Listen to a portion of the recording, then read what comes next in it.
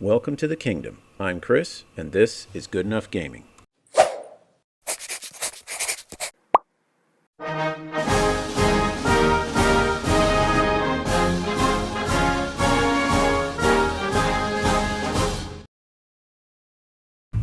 Howdy folks, and welcome to this unscripted video. Now, I've been thinking a lot about the recent hubbub with GW and female custodians, but when some of you specifically asked me about it in one of my recent videos in the comments section, and I started thinking about where OnePageRules is with their world book, I suddenly realized there's actually something interesting we can talk about here. And no, this is not just going to be a rant on female custodians. Don't worry about that. In fact, when I first heard about Games Workshop announcing female custodians, I was honestly pretty mad about it. I wasn't super angry, but I wasn't excited either. Since I've been playing less and less 40k and more OPR, I've been less interested in what happens in the world of Warhammer, at least in terms of lore and game mechanics. I'm still very interested in the models that they make, in case one really catches my eye or one I'd like to add to my collection, but I'm just not as invested as I used to be in all the other aspects of that game. Now, with that being said, OnePageRules just last week released their world book, and I think it's an opportune moment to talk about lore, world building, what might be happening at GW, and what that could mean for OnePageRules going forward.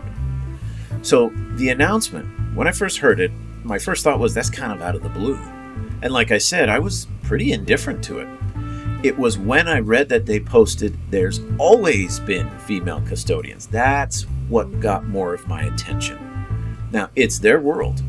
And just as they've brought back a half a dozen Primarchs, some of whom were supposed to be dead or darn near it, they've rebooted the Space Marines into the Primaris, they've destroyed Cadia and so forth. It's their IP, and they can develop it however they want.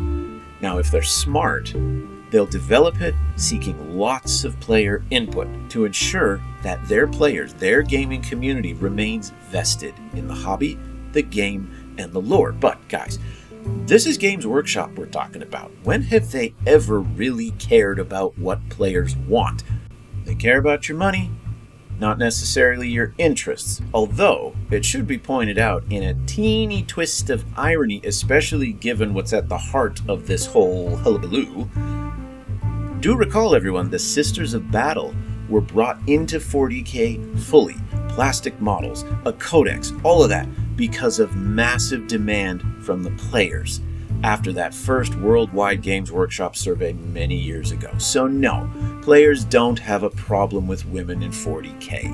And those journalists that I've been reading articles from, who've been attacking critics of this whole thing as being toxic, misogynist, or right-wing, well, I'd like to tell you to have a Coke and a smile, Eddie Murphy style. But I think that instead of a Coke and a smile, you'd prefer a soy milk and whatever that is. Now, getting back to the topic at hand here. When I did my series comparing Games Workshop and OnePageRules, I did a video specifically on business practices. And as part of the research for that, I dug up Games Workshop's most recent annual report. And while I was reading it, I noticed, and I pointed out in that video, that what I saw over and over was that Games Workshop made its decisions based on the demands of three groups: their employees, their stockholders, and quote-unquote society. And I specifically noticed and mentioned that the players or the customers weren't ever really mentioned. The issue with female custodians is just another example of this. I really don't think players have been begging for this. And heck, given that the Sisters of Silence are already in the Custodian Codex, it seems a bit odd that if we're going to bring women and females into another codex in the game, why not bring them into a codex that doesn't have any, rather than bringing them into the Custodians and having them join the creme de la creme, tippity-top, absolute pinnacle of the Imperium's military forces, if you catch my drift here. Perhaps one of the named characters of these new female custodians, maybe we should name her Ray. So the focus here shouldn't be on what they're doing. The bigger question is why now and why here? And while I've got some ideas, most of them trace back to a couple three-letter acronyms that can be found in that revenue report. But as I started typing out my thoughts about them, I suddenly realized I just don't care. That is, I don't care about what GW does anymore. I feel bad for the players who've had their lore disrupted, just like I felt bad for the Imperial Guard players when Cadia got destroyed. They didn't want that. They didn't ask for that. As a Necron player, I was a bit upset when I got the new 10th edition Codex and found that it was missing datasheets for half of the named characters that have been in Necron lore for some time now. And when Games Workshop decided to kill off Warhammer Fantasy, the players certainly didn't ask for that either. But at least now we can buy all those exact same models at highly inflated prices. Guys, Games Workshop doesn't care what you want, and they don't care about your reaction to this either.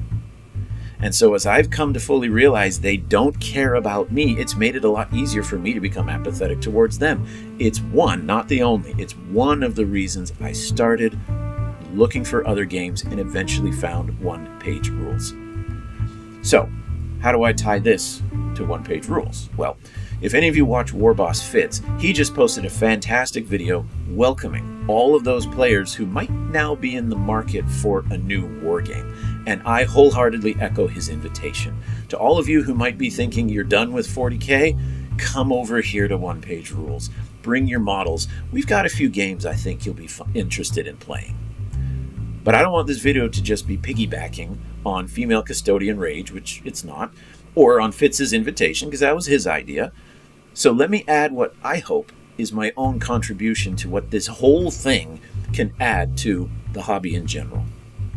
As I've said a couple times in the video already, the OnePageRules World Book just came out last week, and it's starting to lay down the lore of the grimdark future. Let's use this whole thing as a cautionary tale to everyone, myself included, of the potential risks of writing lore and world building.